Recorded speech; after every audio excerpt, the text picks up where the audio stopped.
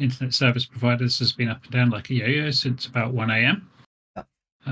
It won't affect the servers because they have a completely different connection. They're plugged straight into an internet backbone. But it does affect our ability to do stuff like the Roundtable and generally communicate on Discord. Apparently, I turned off my bedside light last night as well. I had screaming at Alexa to turn my lights off last night. Nothing was happening. I had to reach a whole 3 foot and turn the light off manually. Imagine that. Absolutely terrible. Mm-hmm. The stress I could have got, reaching over that 3 foot to get to my light switch was. Anyway, shall we crack on before something else dies? I think so, yes. That's probably the best idea. So my plan was I'm going to rattle very quickly through most of stuff, and then I'm going to hit ARC at the end. And hopefully everything hangs sort of long enough for us to actually stay connected. So, horrible feeling Fred's going to kick off in a minute. I really do. Welcome to Roundtable 98. So we're going to skip some stuff this week because obviously time. Weekly maintenance will be 9 a.m. tomorrow as usual. General news. So general news for this week. A lot's been going on with Discord at the moment. I'm going to start here this week and hopefully don't regret it. There's a lot to go over on how this is going to affect everyone going forward. So next week, we would like as many people as possible as well, so we can demonstrate how the new Discord changes coming into effect will affect any of your experience here at WNG. I know 2 weeks in a row, we've done like a call to arms now, so we've got this week saying, come, we've got lots of news, and then there's next week. So to help alleviate the pain and having to show up for 2 weeks in a row and listen to us prattle on, we have a little giveaway for you next week. So that goes something like, how do we fancy winning a free ARC 2 pre-order pack, which includes ARC ASA, the new one, the 1.5 remaster, and ARC 2 as well. So one of you next week is going to walk away knowing you're now total Giga Chad, prepaid owner of the full ARC 2 works, who doesn't really care anything about this whole price malarkey going on. So if you fancy, I know it is expensive, and I know what they've said, but next week, one of you lucky folks is going to walk away with no worries at all and straight into ARC 2 and ARC 1.5. How's that? You liking that? Yeah, I thought you would.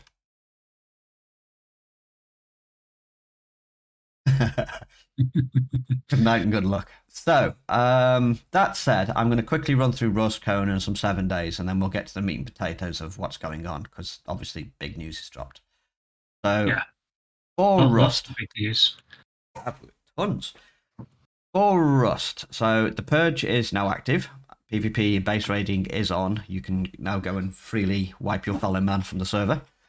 There's going to be a new wipe on Thursday, which is a revisit to Last Oasis. It's a custom-made map. Usually events are going to be present along with raidable bases and a fairly new one, Cargo Train. I'll explain more about that when it goes live. The server's going to go down Thursday morning. Should go up about 6:30 p.m. to 7 p.m. UK. It depends when they drop the white patch. We then have to wait for a new version of the API, but all that comes fairly early on. So hopefully somewhere between 6:30 and 7 tomorrow for those that want the early start. There's going to be some new features this month as well, which includes, there's some really cool stuff this month. Double saddles for horses.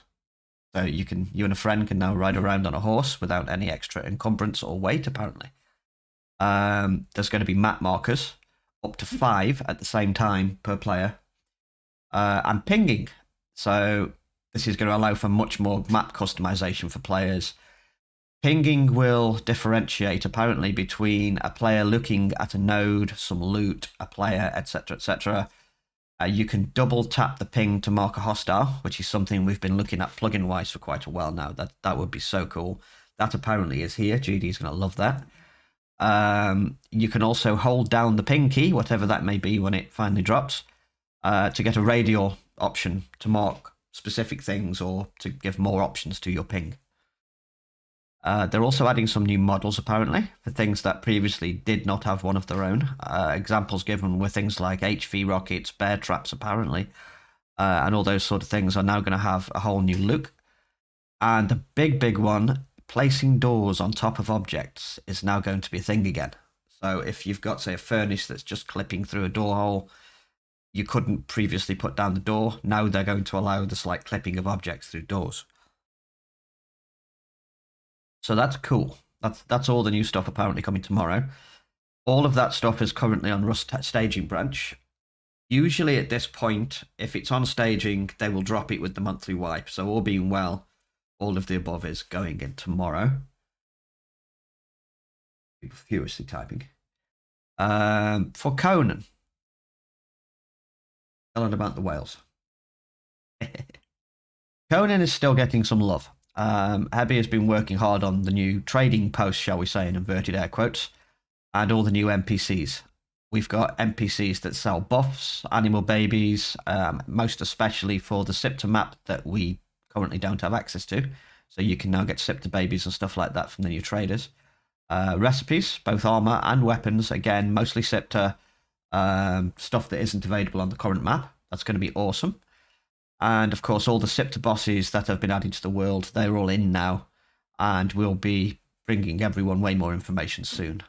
Things have been quite busy this week. I think there's some documentation updates on the way for all of the new stuff. We'll get that out there soon. I'm still learning what's gone in new. It's been really busy. But Conan is looking immensely cool, so more on that soon. 7 days very quickly. It's going to be getting some love after Thursday's Rust Wipe. Conan has had a major facelift recently. There's lots of art news going on. So we're going to give the zombies some love as from the Thursday afternoon onwards. I'll be looking into adding some quality of life commands, like the day 7 command, so you can easily tell when your next horde day is. Looking at doing something useful with the currency, because we can do that too. In-game currency, collect by playing, in-game shop. We're going to have a look at that. What else have we got? Teleportation has been mentioned. I'm still not fully supported of full teleportation around the map, but I have some ideas. So once I've spoken to the team about what they think about it, I have some ideas where that actually might help us, and we can come to some sort of medium range on that. And that is my 7 days news for today. So, for those of you that aren't aware or may have missed it, we run 2 other game servers apart from Ark and Rust, Conan Exiles and 7 Days to Die, which is currently running a total overhaul mod of Darkness Falls.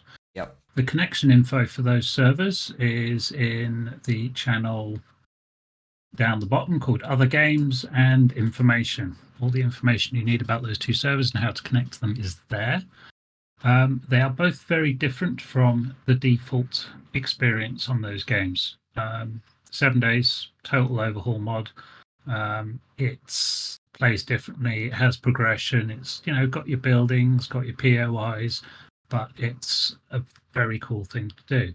Conan, on the other hand, is totally different, not only because of the mod set that we've got in there, but because of also the hard work that Hebby has been putting in to overhaul it with our own custom touches. So, bosses, vendors, there's a bunch of players on there as well doing some really nice builds. It has, I think, much more beautiful building options than Ark. And then when you couple that with the bosses, the dungeons, the storyline, and all the other kind of exploration aspects of it, it makes for a very good and engaging PvE game. So feel free to check it out. Anybody can access it. All the details are in the Other Games information channel. If one of the mods wouldn't mind just hashtagging that channel in stream chat, that would be awesome. Yeah. So for Arnie, yeah. Conan is basically, it's very similar to Ark, third person, so it's like a hack and slash. You can also use magic now. You can tame creatures, not quite in the same way. What you do is you go out into the world, you pick up babies, and then you can raise those babies into followers. It also has its wonderful thrall system, so not only do animals play a part, You can go out and club people on the back of the head, Conan film style, put them on the Wheel of Pain and train them up to be archers or defenders. Much like 7 Days, there's every now and then you get a purge where the NPCs will come for your base. That basically operates on the fact that the basis of Conan is everything good is north. So in the mountains you'll find the star metal and all the good stuff. But with building north comes harder purges. It's not as bad as it sounds. It's a really, really cool sort of hacker slasher, boss running, dungeon running, building affair. The building system is beautiful, especially with some of the new cosmetic stuff in there. So yeah, if you're interested in Conan, give it a try because it is really cool. Very, very underrated game. Yeah, it is. It's got a decent kind of like melee and ranged combat system. It's got the magic systems in there. It's got animals you can tame. It's got people you can tame. It's got a nice building system, plus all the mods that we've added with all the extra cosmetics and items. It allows you to do a whole ton of stuff, and it runs much nicer than Ark, funnily enough. Should be able to play controller. Fairly sure. Yeah, it's got support for controller. Pretty sure. Yeah, it's a cool game. The best I can tell you for Conan is it's about timing. Nothing is set in stone. Attacks and swings and dodges are all timing. Everything is to do with timing, and don't overstep. Start out south. You have to run a bit further for the mats, but you're safe. And then as you get more confident, you can move closer and closer towards where the good stuff is. But there's a really cool community for Conan at the moment. Everyone's really helpful. And of course, we've got Tula and Chris all over that. So there's not much they don't know about the game. It's been really cool so far. There's also a good guide to consumables on the website, which Tula wrote, which is proving very popular. There is indeed. One of the biggest problems with Conan is knowing what armor to use, what weapons to use. What do you use and where? What are the bonuses for that set of armor? How can I get cold resist? How can I get heat resist? The website guide is pretty much the only one of its kind I've seen that's that complete. It's really cool. Hence it getting a lot of views at the moment. And Tula's worked very hard on that. What we were trying to do with our Conan servers, and what we try and do with all of our servers, is try and make them different to the stuff that's already out there. There's no point in just throwing up a server that's just a copy of somebody else's. You've got to give people a reason to want to play it because it's different. And Age of Calamitous and the other one that goes with it, I think, is just like, you slap it on there and you're kind of done, and it's all the same thing. Go play that any way you want. But the guys have put lots of custom work into it, so it should be a different experience. While still being fun. The new TP area is really cool. There is not a tier system on the Conan server. It doesn't have the same integration. So that we can do things like that automatically. Might be something we visit in the future. Depends how the population grows on the server, really. All I'll say is the Conan 7 Days servers are kind of like side projects. We put them up. People work on them as and when they have time. Our main focus is always going to be Ark and Rust, and then Conan 7 Days kind of come after that. Not to say that we don't support them and don't want to expand them. We do, but we have a kind of order of priority. To Little Ducky's question, yes, Minecraft is super popular, and yes, everybody loves it. But running a modded Minecraft server is a massive headache, and we've done it before. And it sinks more time, I think, than all of our servers combined. And the incentive to do that without all the players being on board and helping us keep it a nice place to be is very difficult. Even when we restricted it to supporters only, it was still a massive headache to run. So don't see Minecraft coming back anytime soon, other than in a purely vanilla format and possibly password protected, so that only vetted people would be allowed on there. So they don't do stupid things like set up infinite resource generation loops, which crash your server every time you enter that chunk, and crap like that. Because we already spent days sorting shit out like that. Yep. And it was not rewarding, to say the least. From the people that were playing on there to just, general trying to be helpful and sort it out. So not something we have massive plans to deal with at the moment. It is indeed a cool game, but I think if it did come back, I don't think vanilla is the way to go at all. Though there's not enough to do. But no, you're right. But that's kind of my point. It is a donkey to run. It's really bad. If we wanted to do something special with it, that would be a lifetime investment straight up there. Yeah. But running a vanilla server is comparatively simple, but it doesn't provide the long-term entertainment that people are after. So that's why we haven't got one. Yeah. Because we could throw up a vanilla server. We still have a vanilla server that's ready to go, but I don't think it would have the longevity that people want, and it proved that last time. Yeah. It would have to be modded, but that's a time investment we just don't have the resource to deal with at the moment. Love to do it. It's a pet project for much, much, much, much, much later. Yeah, indeed. So that's it then for today, isn't it? There's nothing else important that we need to discuss, was there? There was something, but I can't remember what it was. Something. Fuck knows what it was. There's something important that people have been moaning about all week. I can't think. Ideas, anyone? Oh, internet keeps going down. That was it. And not being able to turn the bedroom lights off. That was the worst, honestly. Yeah. Oh, Ark. Okay, Ark, yes.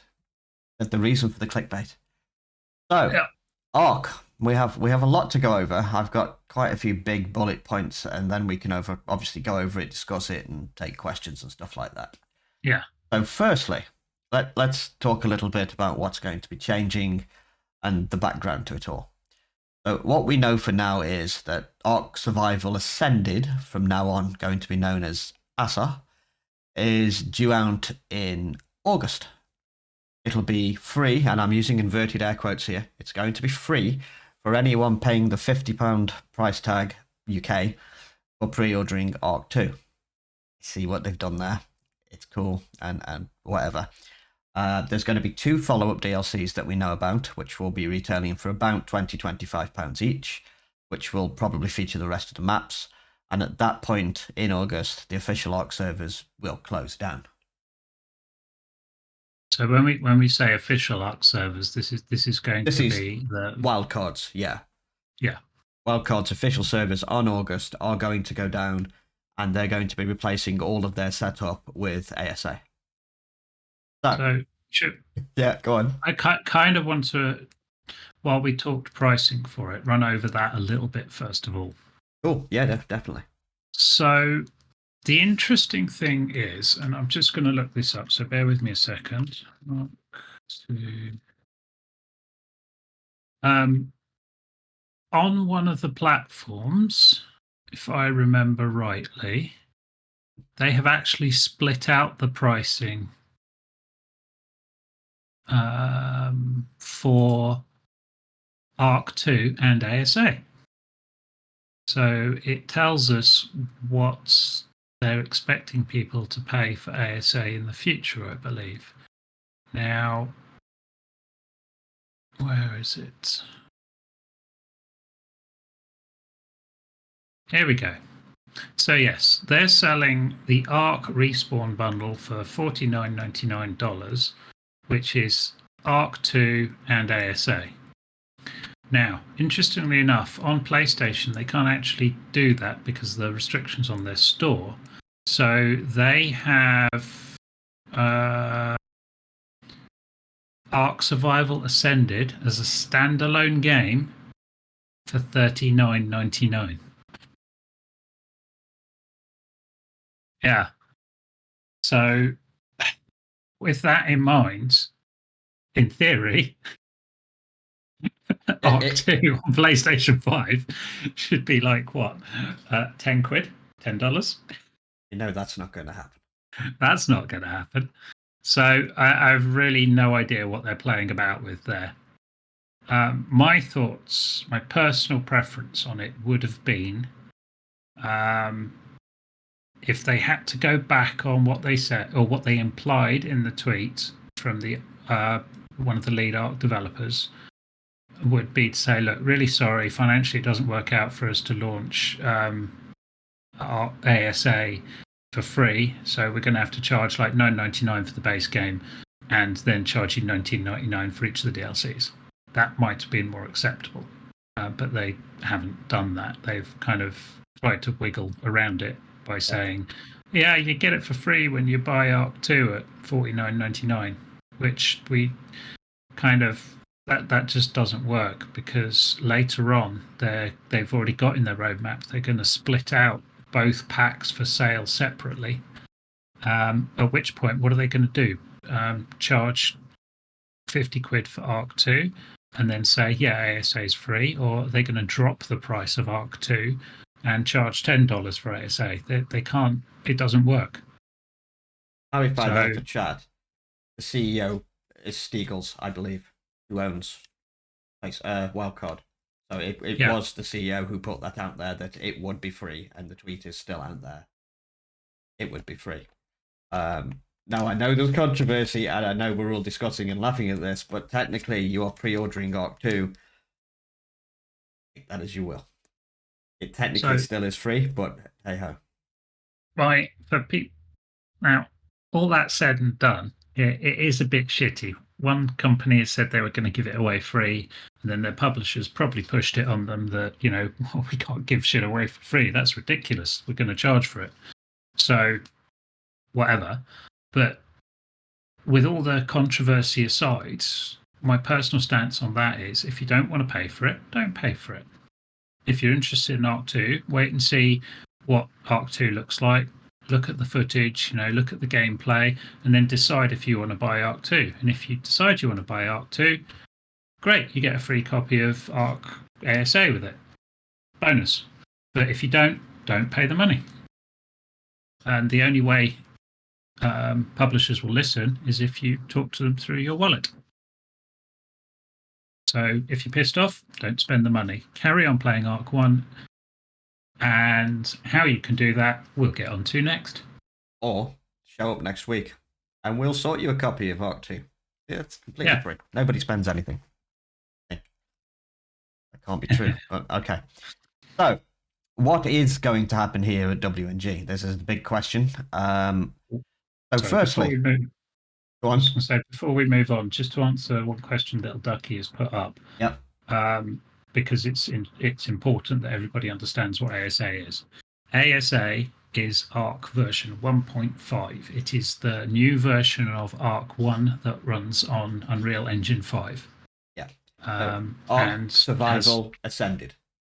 Yeah. Instead of Evolved. This is Arc 1.5 on UE5 ASA. Arc Survival Ascended. So there'll be 3 versions of the game. Arc 1, ASA, and Arc 2. Yeah. Arc 1 will cease to exist in a wildcard official capacity in terms of servers as of August. Was it August? It is August. So at August, there will be no more official Arc servers. There will be no more official Arc support. Arc is done. There will be nothing else. It'll be what it is. So moving on from there, as we've just said, what is going to happen here at WNG? That's the big question. So firstly, we wanted to assure you we will be running Arc 1 until it no longer functions anymore. We have zero plans to reset things and remove all your stuff. We've always promised that, and we would be fools not to stick by that. So Arc 1, as long as we can keep it running, because obviously things will stop at some point. They're planning on stopping with Arc 1, but as long as we can keep that going, for those of you who are, supporting us and still playing, not a problem. It won't be going anywhere. That's the first thing out of the way. We know that some people really want to see the new UE5 Ark Survival Ascended ASA, and we know that some people feel that it's a lot of cash for something they don't even know anything much about yet. What we do plan on doing is, for the moment, hosting both. This is partly also why we put out some polls on our socials as well. You can see these currently. There's one on Twitter, there's one on YouTube, to get an idea of what it is people do want to do. Facebook, I mean. Is there one on Facebook as well? Twitter, Facebook, and did you put one up on YouTube as well? Yep. Okay, so there's now 3, depending on your platform of preference. But that will give us some idea of, what is it people are planning on doing, first of all. Could we get one of the admins to dig through those maybe and see if they can find the links to the polls, because we need information from you guys, and post them into the stream chat. That would be really cool. The Twitter one is obviously WNG Twitter. The Facebook one's very easy to find. On YouTube, I believe you go into discussions off the main page, WNG bit, and it should be in there. So yeah, absolutely would like to know what you're thinking. So we're going to keep Ark 1 running. We'll keep the cluster running, and we'll keep it running as long as we can. So anybody that doesn't want to invest in Ark 2 and ASA, you'll still have a place to play. That won't be a problem. That's not going to change. I mean, I'm looking at it 2 ways, Daedrith, here. So $50 for a full price game. No, we don't know what's going on with Ark 2. There's been a lot of speculation that it'll be very different, and I get why people are totally weird with that. But on the other hand, what about Ark 1.5? So if Ark 1.5 delivers as I think it's gonna, and it's gonna be so cool with UE5, and it's gonna be like a whole new breath of fresh air, damn straight that's worth 50 quid. With the optional extra of you do then get Ark 2, and if it's good, great. If not, I think of how many hours I've had out of my initial 50 quid for Ark. Like 5,000 hours with Ark, enjoyed every single one. Give it to them. They've provided us with a game that we absolutely love. So there's 2 ways of looking at it, really. And also bear in mind that, you just played through The Last of Us, which retails at £50. Yeah. And that has about, I'd say, 15 hours of base gameplay. Yeah. Probably 25 hours when you really dig into it. But dollar per hour or pound per hour, Ark is exceptional value for money. Yeah. So I suppose that then moves us on to, we're going to be running Ark 1. We'll keep it running as long as we can. Yeah. And so what's going to happen for Ark ASA or Ark 1.5?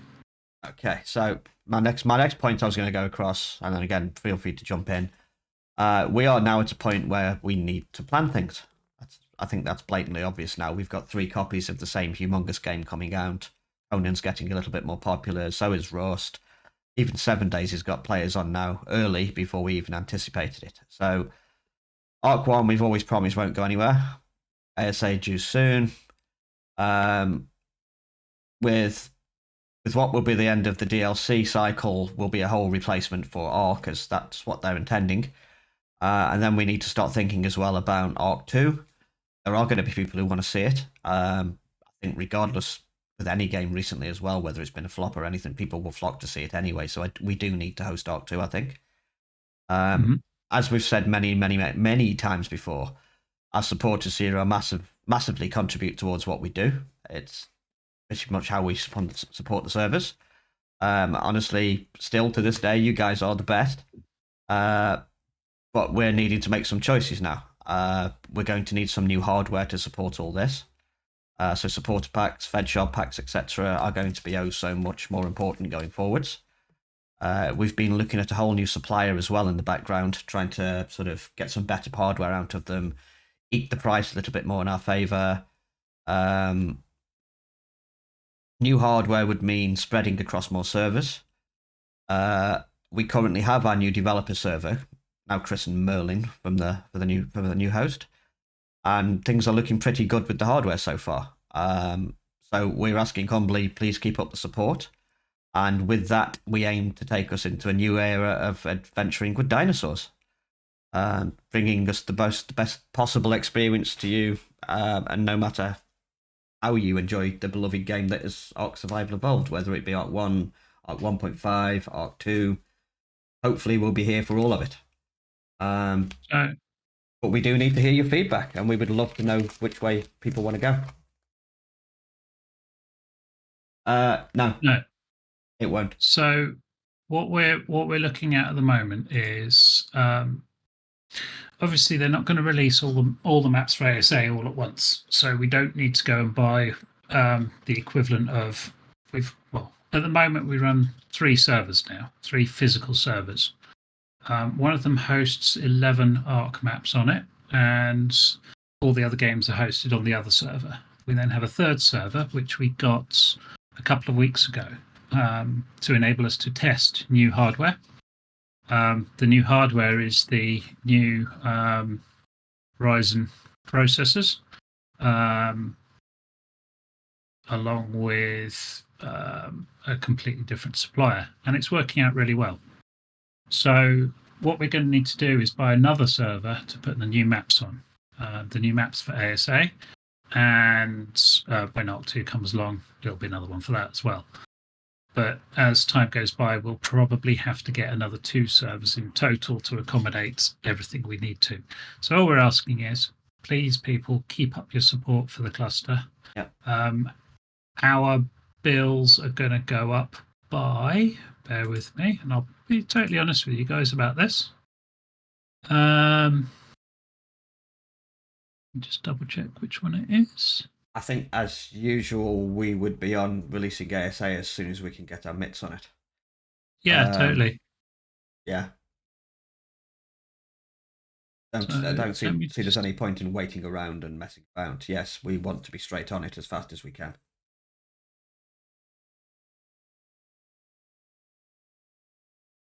Well, while DJ's searching for his figures, those not in the know, the way Ark 2 is probably going to go, they're going to need a dev kit to do the mods. That's how mods work. Wildcard release a dev kit that allows the modders to upgrade, make things. DJ's shown us stuff before on stream. They will need that to be able to produce mods. They have said that they're going to be working closely with the bigger mod supporters, so I'm gathering that will be out there as fast as they can get it. S Plus has currently said that they're supporting UE5. The Soul Balls Dino Storage 2 has also said they will be supporting UE5. That's about all we know yet. As far as the server-side plugins go, the guys who do that will need the base game released. They reverse engineer it, pull out all the hooks, and will build the API from that. So that will take a little bit of time, but it's going to be done. Of course, it's going to be done. So what we're looking at is 20, 30, 40, about an extra €150 a month per additional server that we need, and we probably need 2 of them. So we're probably looking about an extra €300 a month to run a full cluster for the new version of Ark. So it's very important for us to understand what players' intentions are around that. And if we're going to have a substantial audience playing the new version of Ark in August, or at the end of August, and kind of what that population looks like. So the polls are very important. Ongoing support is important. We won't change the price of any of our supporter packs, and we'll have to figure out in the fullness of time what perks come with them on the new versions of the game, because there'll be different ways of implementing it. But that's where we're at the moment. And that's €300 a month will give us 2 servers with 256 gig of RAM in total running on DDR5. That'll give us 4 1 terabyte hard drives in each of the servers, and it'll also be running on the new Ryzen 7s or the new Ryzen 9s, yet to be decided which processor. But that's what we're looking at. Cool stuff. That is a good question from Tink. You're probably best suited to answer that. Tink. Yes. She likes me able to make it so we can choose when we pay a sub, or is it still the first of every month? At the moment, it's the first of every month. Now, that will change in air quotes soon because we're in the process of testing a major update to the website, which changes the way you kind of register on the site and manage your account and stuff like that. The biggest thing for us is migrating to the new system without interrupting what everybody else is doing. But once that is done, that'll give us the ability to allow people to configure their own billing dates. I don't believe we can do that for existing subscribers. So you'd probably have to unsubscribe and resubscribe to be able to pick your own bill date. But once done, it's done. Now, there is a downside to that for us. Because everybody renews on the 1st, we know exactly how much we've got coming in, and we know what our costs are for running the servers going out. So then we can see at a glance how much we've fallen short or how much we've overshot by and what we've got to spend on additional things for the next month, like plugins, hardware changes, software licenses, and all that kind of stuff. So we're going to have a chat on our side and decide if that's something we want players to be able to do.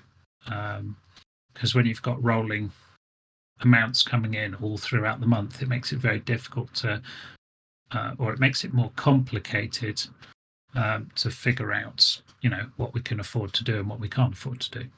Yeah.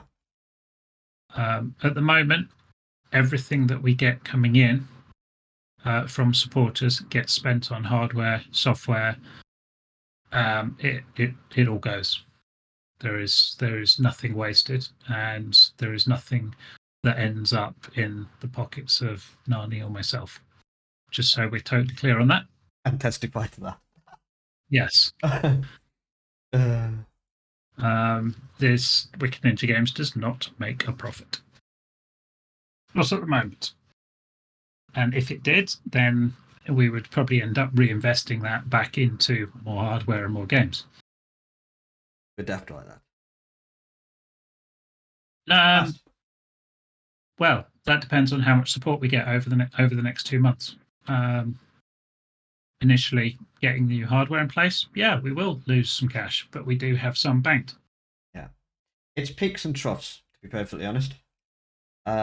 We've had really, really good times, and we've had really, really bad times. We've never ever been one to say buy, please buy, money, because we don't like that. But at the same time, being honest, yes, stuff costs a hell of a lot of money. The guys that have been supporting us for such a long time now, and we know who you are, believe me, we do. Absolutely blew us away. Shocking, fantastic. Can't honestly express how utterly thankful we are to the people who have stuck with us for all this time. And it still blows us away to this day. But yeah, if we want to push forward and we want to get big, and we want to do all the stuff we want to do, occasionally we do have to, unfortunately, wheel out the trolley and say, thank you for being here, but, let's move forward, let's do bigger things. So yeah, so our plans are continue running Arc 1, get a full suite of maps up for ASA. Initially, that'll be one new server that goes in. That'll host the launch maps and the kind of like base game stuff. And then as they release the DLCs, we'll get another server on top of that, and then start rolling on the DLC maps. Just going to be totally honest with you and upfront, if the support isn't there for ASA like it is for Arc 1, then we will be having discussions about whether or not we actually roll out the DLC maps and whether we use modded maps or something like that to flesh out our cluster. Because there's a lot of people saying, it's a lot to ask to buy all the DLC again. So can we fill that gap with mods and modded maps and still create a great play experience on ASA using Unreal Engine 5 where people have only purchased the base game. So this is all the stuff that we need to understand before we go ahead and we just like go, right, shit, we're going to buy like 2 more servers and we're going to do this and we're going to do that. We've got to know what the community thoughts are around this. So the polls on the social channels, yeah, that's really important. It helps us understand what's going on and helps us plan for the future. That's not a one-off, Lewis, by the way. This stuff costs monthly for high-end hardware. Yeah, well, we don't know we don't know what the DLC release schedule is for Arc 2. So obviously they're going to have DLC, and yes, they are going to charge you for it. But my take on it would be, if you want to play Arc on Unreal Engine 5 and looking at the list of enhancements that they're planning, it's going to be phenomenal. Get it, so you have access to the base game and play it, and then you make your own decision on whether or not you want to shell out for those DLCs, whether you think it's worth it, having already played them on Arc 1. Or you turn around and go like, yeah, I'm not going to buy the DLCs, but I still want to play this and I still want new gaming experiences. So what modded maps can you put up? You know, there's going to be maps like Fjordjaw coming out for ASA that will have been created by the community, that will have bosses and challenges in that you've never seen before. There's going to be content mods, there's going to be quality of life mods, there's going to be all sorts of stuff happening. One thing you'll find with modders is when they've got something new to play with, the interest is high. So ASA is going to drop, the modders are going to be all over it, and you're going to see tons of stuff coming out. Over time, that will wane, but then like a year and a half later, Arc 2 hits and the interest will be peaked again.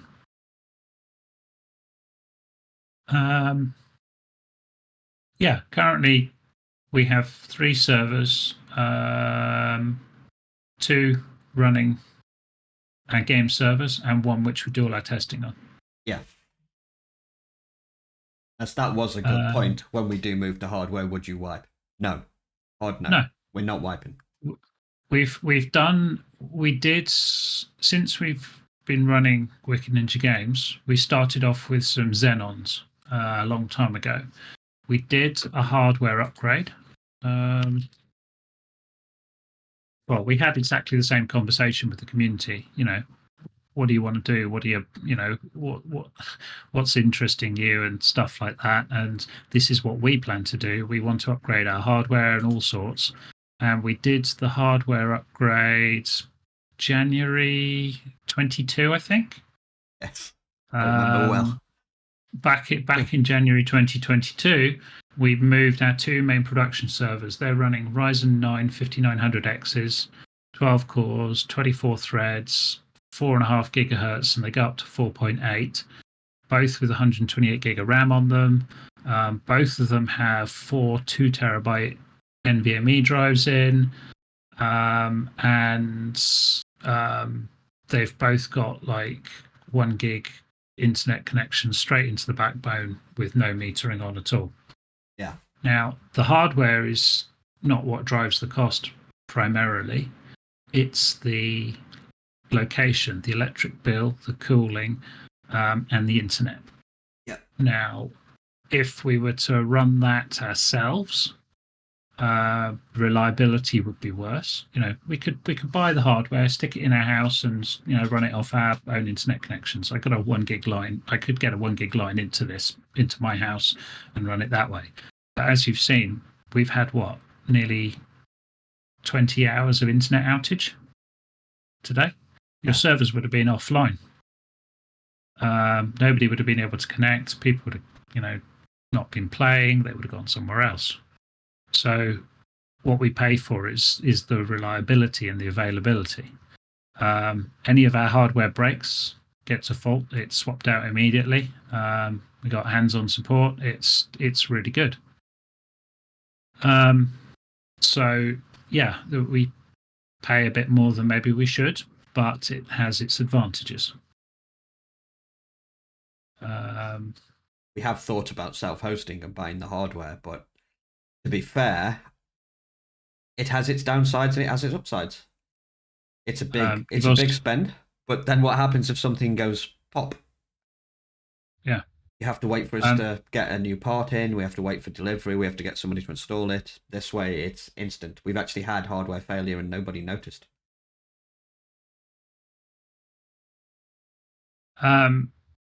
So it's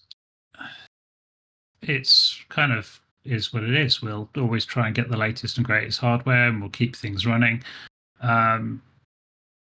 But we think we've got the best route for it. I mean, what other people don't miss, they miss as well, is stuff like we run Arc on Windows. Everybody's like, well, you can just get a cheap Windows 10 license and install that. It'll cost you $9.99 from eBay or whatever. You can't. When you're running a server like this, Windows, standard Windows license, just double check. I should know this because I was looking it up the other day. This is something we looked at recently, as the question was asked. But basically, Windows 10, 11 has a maximum memory limitations. It's got network limitations. So we run Windows Server. Yeah, we do. We have a Windows Server license.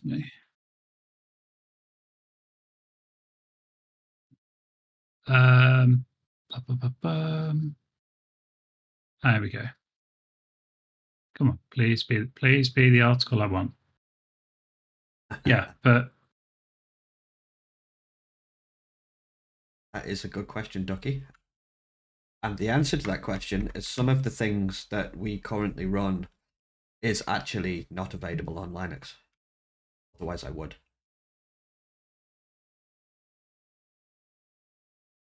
Well, for starters, you'd all have problems with mods. Yeah. Mods have to be specifically built for Linux.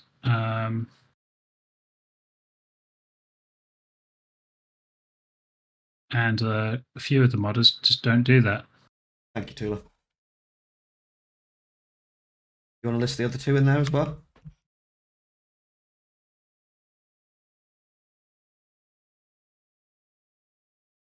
Superstar. I'm still looking. Still looking. Didn't expect to talk about this.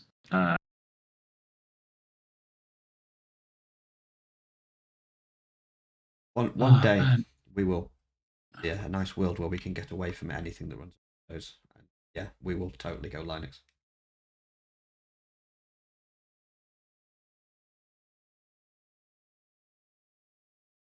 Most of my life screwing with Linux, I know exactly how that works, and we could do that. There's just a few things holding us back, here we go. So Windows 10 has a limit on the number of concurrent connections to 20. That was the big thing we talked about the other day, yes. Yeah. So you can have 20 connections open at one time to a standard Windows machine. 50 people playing Arc right now. Yeah. Not to mention the database that communicates between it and all the other bits. Yeah, the other servers that are going on, plus it's connected to Steam and all sorts of other places. So you'll have hosts or clusters out there like, I just run it on a Windows 10 license. It's probably why you got shit performance, because it's having to keep opening and closing all the connections all the time. So that means we need a Windows Server license, and they're charged per number of processors, for example. So for a 8-core processor, you're typically charged about £40 a month.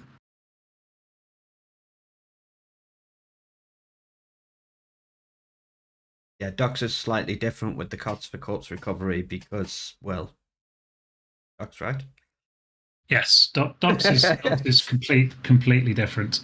It was all in the interest of being very fair, yes. Which actually brings me on to another topic. Has anybody got any other questions around Arc 1 ASA and Arc 2, or wants to ask anything around that? So the TLDR of that is we're going to be continue running Arc 1. ASA, we're going to launch a server for, and we'll run the base game, and then we'll assess the popularity of it before we start putting up servers for the DLC as and when they're released. So there's two possible routes there. DLC, or we add a few modded maps and stuff. And then Arc 2, yeah, we're going to do Arc 2, but that's like ages away yet. So don't know anything about it, haven't seen it, no clue. I had actually thought of one other point that we haven't gone across that we were talking about the other day, actually. With obviously in August, the main Arc servers are going to be shutting down. So Yes. there is going to be a lot of people looking for a new home. So one of the things we have been discussing is hopefully we get a huge influx of those players. That would be cool. On the other hand, we have a massive bunch of people who have been supporting us for all this time. So we were discussing the other day the prospects and the reality of we would let obviously all paid supporters in and stuff like that priority to kind of counteract the queues that could be forming when masses of people are rehomed. Well, we saw this a little while ago. I think was it the release of Fjordjaw, and then after that there Yes. was a really weird peak which I couldn't explain. It was like it's not a holiday, Arc's not on sale, Yeah. but we've got loads of people flooding in. Maybe another cluster closed down or something. I don't know. But what we're going to get when the officials close is a whole bunch of people looking for places to play again. So that means I can see it, I can almost guarantee it, the servers will fill up. Yes. There'll be loads of people on there, and some of them will just come on, play for a few days, build annoying structures, and then disappear and never play again. Some of them will stay, and some of them might stay for a few weeks, build a load of stuff, lead a load of dinos out, cause us a bit of grief, and then disappear. So our thought, or my personal thoughts around this were, should we lower the player limits on the servers and then say supporters will always have access, but only say 20 randoms at any one time can be on the server? Or do we say we could also do something around playtime as well? So people who can't necessarily afford to support, but have been with us a long time, we could give a special role to, which allows them unrestricted access to the server. And I like that approach too. Well, yeah, we've got some really passionate people playing, and not everybody can afford to, part with their cash. It's tough times at the moment. It is. So yeah. So it's kind of like I want to try and be fair to everybody, and I want to keep the servers a playable environment. Yeah. So, well, yeah, that's exactly it, Daedrith. Maybe we could do a mix of both. This is why we're asking for feedback. When we say playtime, we can see how many hours people have put in on the server, how many things they've killed, all that kind of stuff. So yeah, like a OG role or something. We are at kind of a transition point as well, so that kind of feels right to do that at this time. We could say I don't know, players who are linked and active on the cluster 4 weeks before the release of ASA get an OG role or something.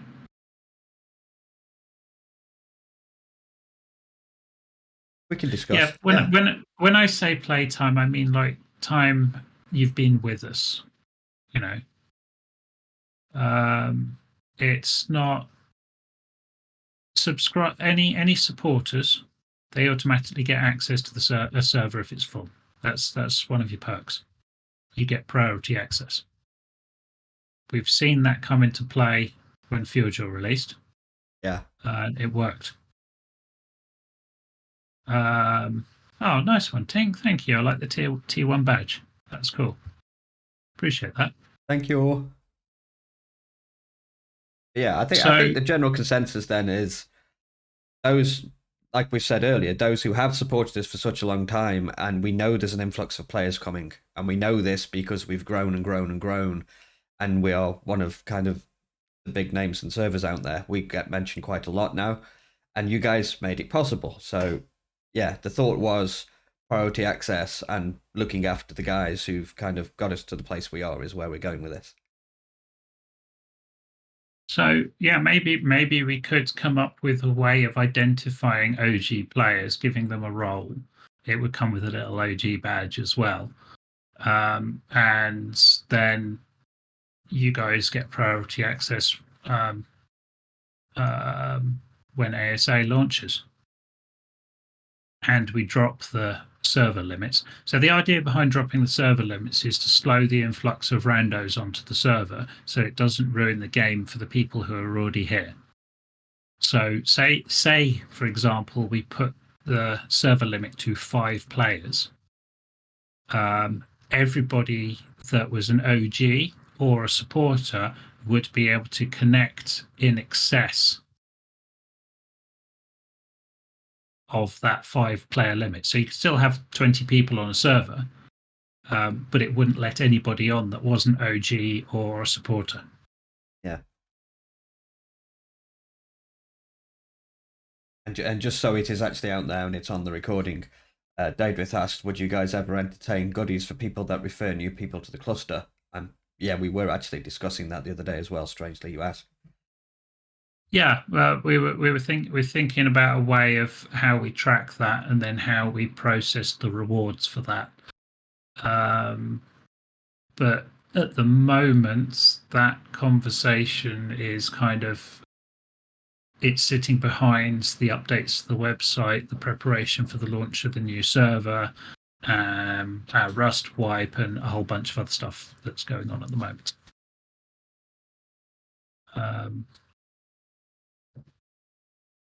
But yeah, so there's definitely stuff we want to do like that. Yeah. As we seem to have Inquisitive Minds out tonight, the upgrade of the website that we keep banging on about as well is the new, I would say very near final version of the Game Bridge thing you've heard us talk about a lot, which is like our own custom implementation of how all this actually works and how it goes from sort of supporter perk to delivering in-game items is all custom in-house stuff.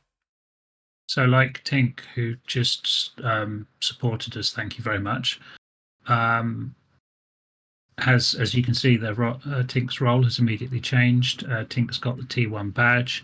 Tink will also have all the perks active in game straight away. That's a whole system we built ourselves so that we don't have to pay Patreon, we don't have to pay Tebex, we don't have to pay anybody else like 30% of our supporter donations. And we can then spend that money doing other stuff with the servers. Yeah. And we're at a final version of that piece of software which just streamlines the whole process. Yeah. It means people can support and get their rewards without any intervention from us, or it's quite a lot that's been going on. Yeah. I saw somebody mention in general chat earlier on when we were kind of talking about stuff related to this. It's like, geez, you guys have got a lot of time on your hands. Dude, you have no idea. But yeah, it's the stuff that goes on in the background to make all of this work is mind-boggling and getting quite crazy now. It's awesome, but both very stressful at the same time. So again, thank you for all the support and all the love. It really does make it worthwhile. And for those of you who are interested, our 2 main servers are hosted with a company called OVH, and the new ones we're proposing that we get are from a company called Hetzner. OVH has a data center in London. Hetzner has one in Helsinki or Falkenstein, wherever that is. That's in Germany, I know that. But so the new servers would actually be hosted in Helsinki because we've done some connectivity tests, and the ones in Germany seem to have a high latency. Yeah. We did a little drive a little while ago for new moderators. And as you can see, we have a whole bunch of mods down the right hand side. Little Ducky, Nightside, Nug, Scorp, Theo, to name the ones that are online right now. The idea behind that is people become mods, they help the community, they generally chat to people in chat, make everybody feel welcome. They don't have to get involved in disputes and stuff like that. That's for the admins and staff to deal with. But generally are just kind of like the nice people around. And then as they get used to that role, they can apply to be an admin. As soon as you log into the game after getting a supporter pack, it will update in Discord. Your perks have already been delivered in game.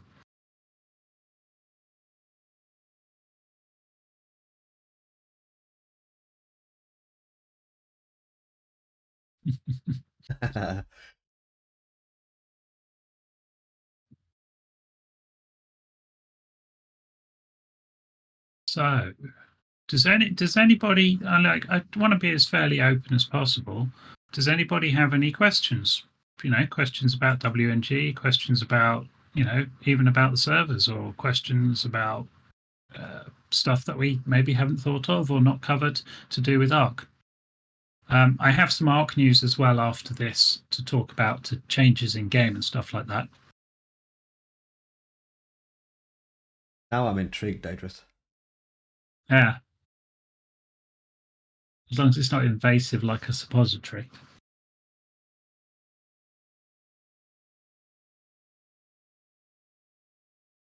Moving your keyboard switches. I'm pretty sure you're doing it wrong. Gaia 2. If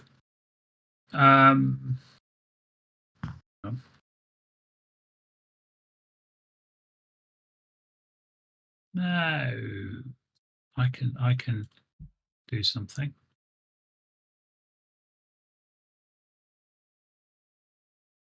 Yeah, well, pick to that keyboard when you're finished. It's going to look cool. Gaia 2 mod. So our plan or our idea was we bring down the center docs map, wipe it, convert it to Gaia 2, and then bring it back up. Tiered megas would then be enabled on the Ragnarok docs map. If we don't get any objections to that, that's something we'll roll out as soon as we can. Tiered megas. When you kill a mega, another one respawns. It's harder and it has more rewards for you. That will happen up to, I think, 5 times, and you have about 5 seconds to decide if you want to take on the next tier of mega before it aggroes on you. Thank you, John. That is Gaia 2.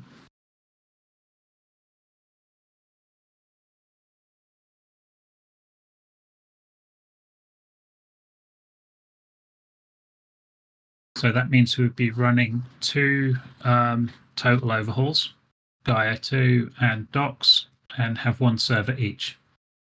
There would be no travel between the 2 of them. I think they're very different games. Yes. That probably wouldn't work too well.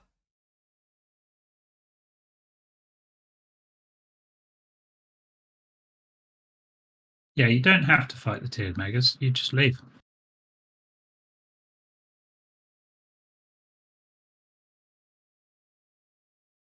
Primal Fear is always an option, but there's lots of Primal Fear servers out there.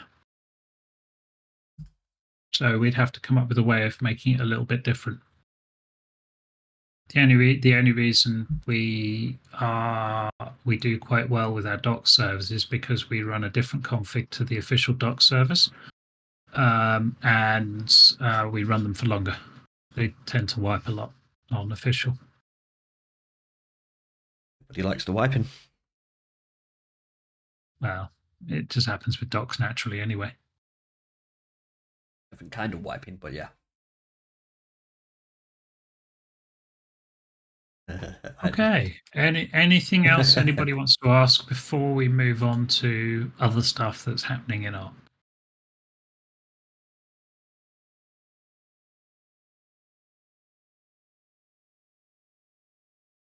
We just covered an awful lot of what's happening in Arc.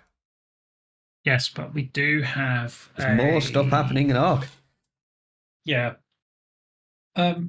So I will explain the situation first of all. Our corpse recovery system that we run at the moment, it's cool, but it has flaws. Ooh, yes. So, for example, you leave a map and come back to the map, your corpse recovery will not work, and you have to go back to your corpse and all that kind of random shite. It's also, I won't go into the other details of why it's not good, but there's a couple of scenarios where it can be used not as it was originally intended. So I would say one of the good developers that creates plugins and stuff for Arc has modified our item backup system, transfer system, whatever you want to call it, the thing where you go /download and you get all your stuff back after you crash, transferring between two maps, to include something called Death Saver. And it lets us get pretty close to the current system we have now. It's a bit more configurable.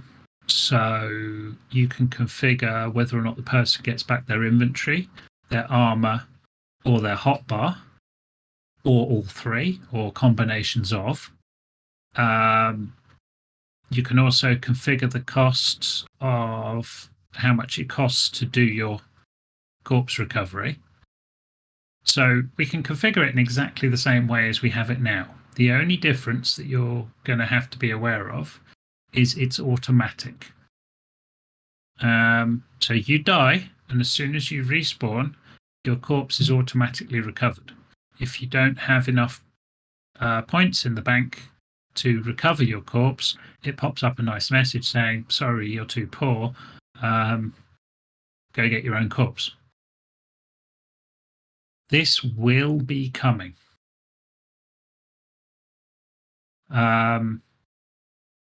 To the cluster, because the current system we've got has got some major flaws in it, and the person that created that for us is not in a position to be able to update it to fix it. So corpse recovery will be changing. Just to warn you all out there. Any questions about corpse recovery?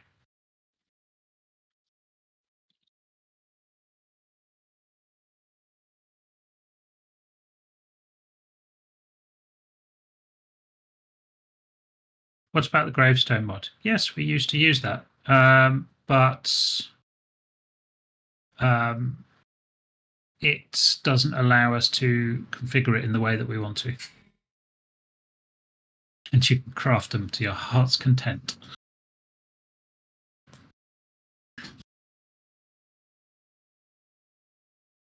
If your inventory is empty, will it still charge you? No, it won't.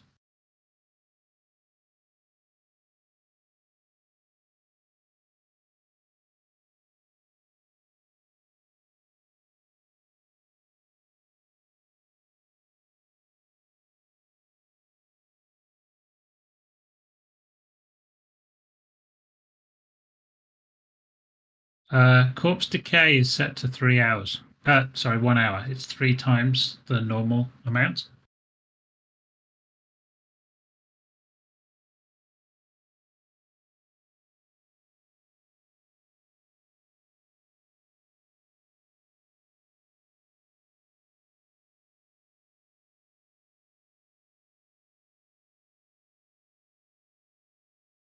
It also means that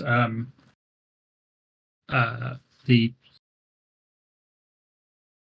issues we see with corpses not being tracked and stuff like that will disappear.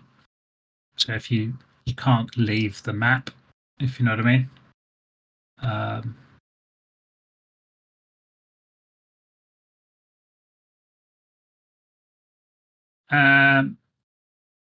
Depends. That depends if DJ got his test in this afternoon. Yeah. Did you? I did, in fact, yes. Oh, cool. It seems to the new version seems to be working fine. What's going on with the Omni Tool mod? What way? You're going to have to elaborate a little bit more there, Devil. There's some more description. What's happening?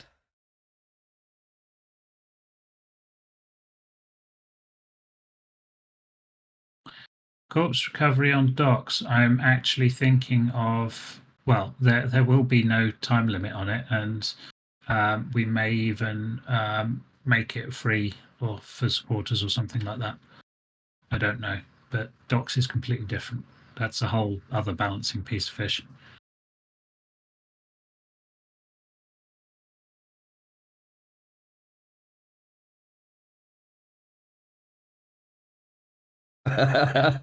Yeah. Of course you do.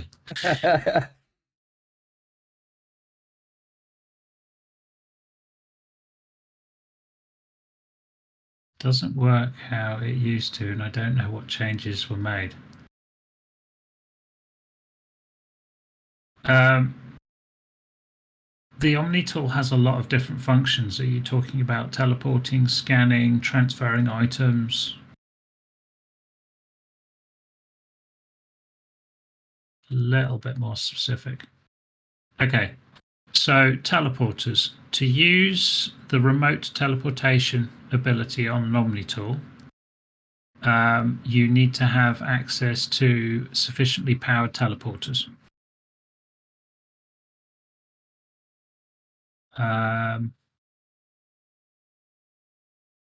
If the community has not powered up the teleporters and the power sources, then it will not function.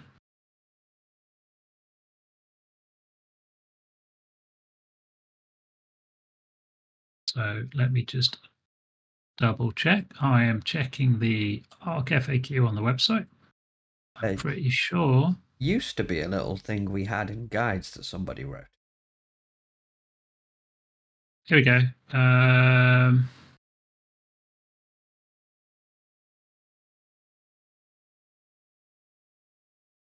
Then it will still be there. Oh, we've just got the scanner in the FAQ, not teleporter power.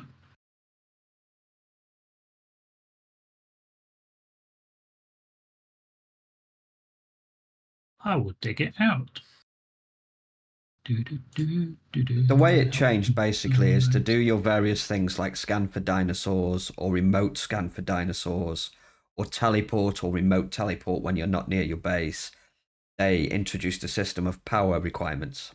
So one tech generator gives you one power requirement, you get, two gives you two, and there are numbers you have to hit. And I believe if you're allied with somebody, their power requirements are also taken into account. So your problem is with lack of tech power. But I'm sure we'll manage to dig up the exact figures somewhere. It's either that or actually put it in game in the F1 menu. I know with the scanners, to max out your scanners, you need 5 transmitters and a cross, and then you have 4 tech gens. That's the one. Yeah, it's number of transmitters times by the number of generators equals transmitter power. That's it, exactly. Nice one.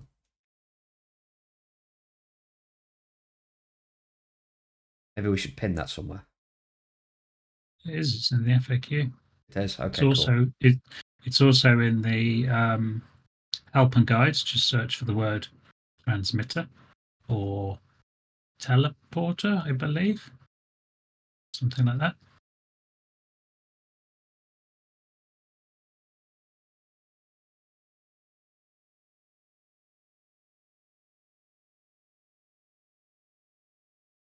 Now we have a help and guide section which is searchable. You search by keywords. You can filter by game type. There's any guides and stuff, we want people to post in there and maintain that there if possible.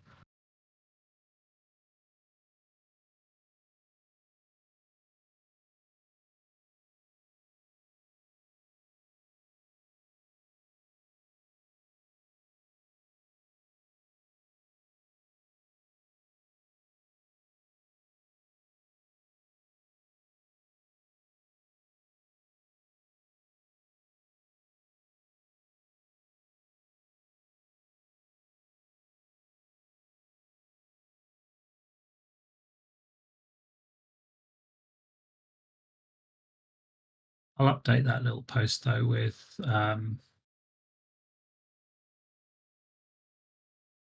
teleporter information as well.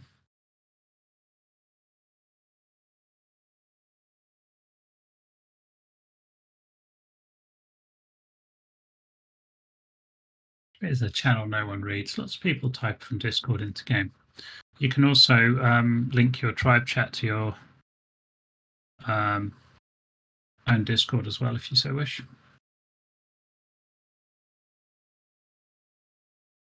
Proves very useful because you can also have your tribe logs go to your own Discord as well. So you can see when things get born, when things go bang.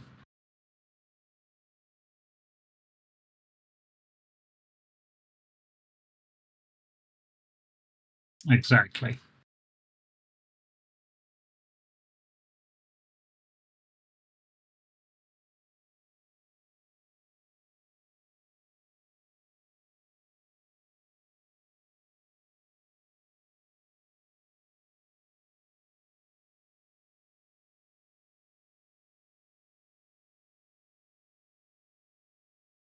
Been okay so far with internet.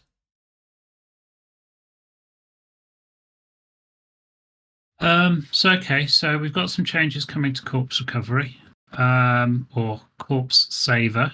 It needs some tweaking for docs, but we've got the same config as what we've got now on for the main cluster ready to go.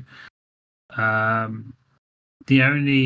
think the only learning curve for it will be is there will be no more commands to recover your corpse. It'll automatically try and recover it after you respawn after a death.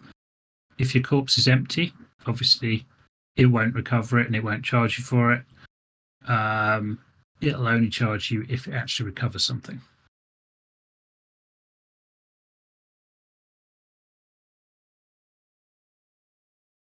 Have we got anything else to add there?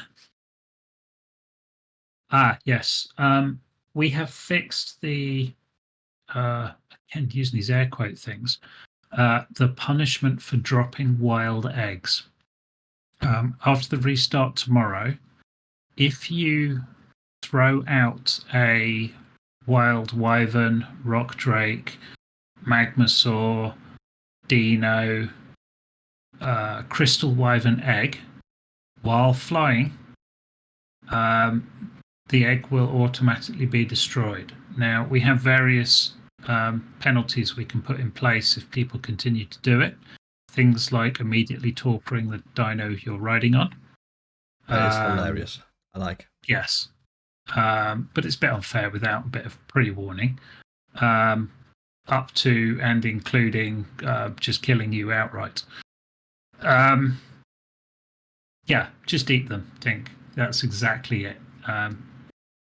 If you pick up a wild egg and you don't want it, just eat it. Please don't throw it on the map because it stays on the map forever and stops more eggs spawning. Yeah, I was going to say not only that, but the egg nest will not respawn because it still knows about the egg that's been thrown, who knows where.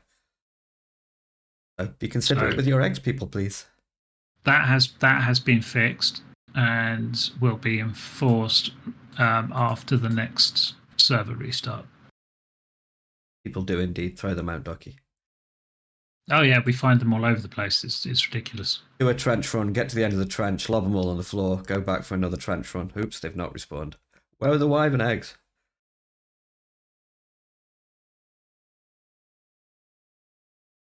Eating them's good. They're good food. Yeah, totally. Previously, it was punishing you for dropping the wrong kind of eggs. Whoops, my bad.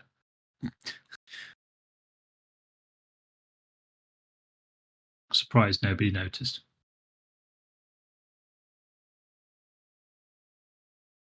Anything else? I don't think there is. Yeah, we're at an hour 15, hour 20 now. We're doing well. So next week's roundtable, we'll let you know what feedback we've had from you all around your thoughts and plans around purchasing Arc 2, purchasing ASA, and all that kind of stuff, and how we plan to kind of more detail on how we plan to roll those servers out. We'll be doing the giveaway for a copy of Arc 2, including ASA. Yep. And yeah, thank you for everybody that supported while we were talking to you. Really appreciate that. That's just going to go straight into buying a new server. Now it's on. Yeah. And any more support, that would be great. We'd love it. Then there's also just think about how we're going to, or what people's thoughts are around how we restrict the influx of players we're going to get. Because we don't want to ruin the play experience for our existing players. Arc feedback channel is the one to feedback in, and you will only be able to do that if you are Yellow Ninja or above. So if you're not Yellow Ninja, get chatting in the general channel on Discord, level up, and then you get access to that channel. The reason we do that is because we want people who are familiar with the community, who have played on our servers, and understand our setup before they start making suggestions and requests for mods and feeding back on stuff that, frankly, if you haven't talked on Discord at all or played in the game for any period of time on the WNG cluster, you can't talk knowledgeably about that.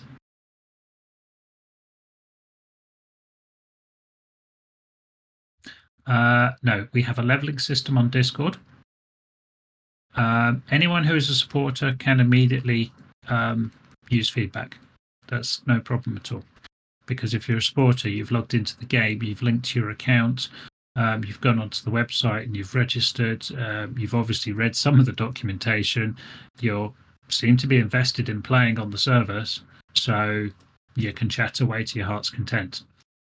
For people who are not supporters, you've got to put in a little bit of extra work.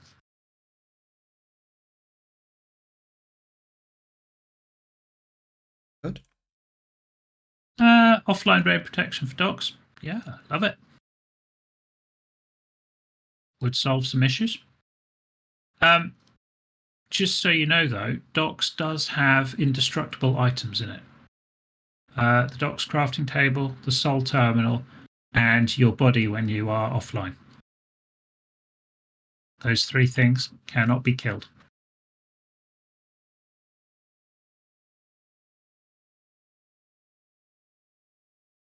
So store your worldly goods in those. Yeah. The soul terminal is the best storage on docks because it will stay in one piece if you destroy the foundation underneath it. Same as vaults. Yeah, they work like vaults. They drop to the floor, but unfortunately, vaults on docks are destructible. Wow. So it's crafting table, soul terminal, and that's it.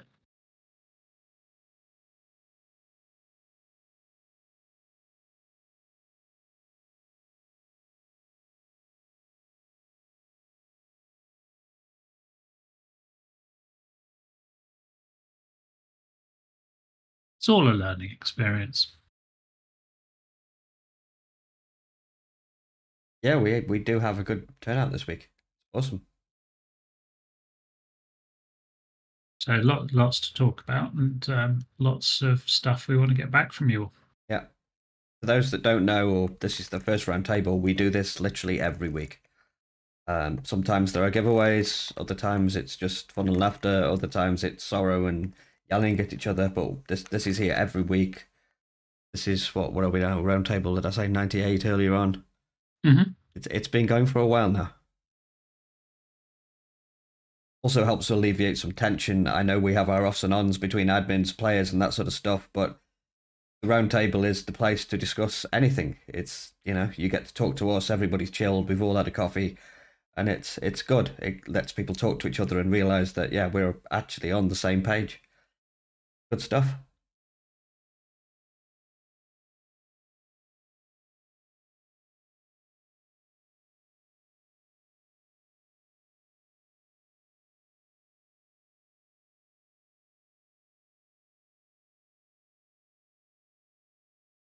I think that's about it then. It is. I mean, like as soon as we get off of this, I'll be like, oh yeah, there was that, and that. But yeah. Always the way. So, final recap.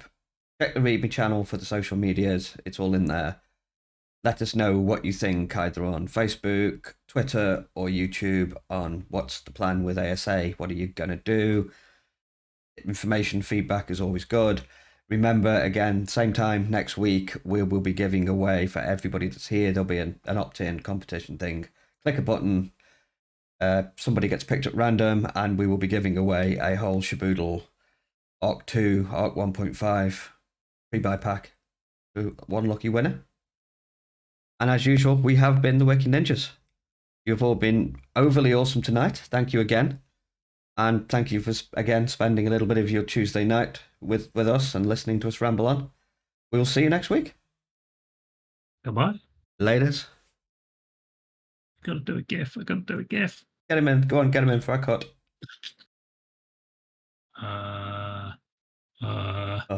Choices. I just type in the word boy and see what happens. There we go.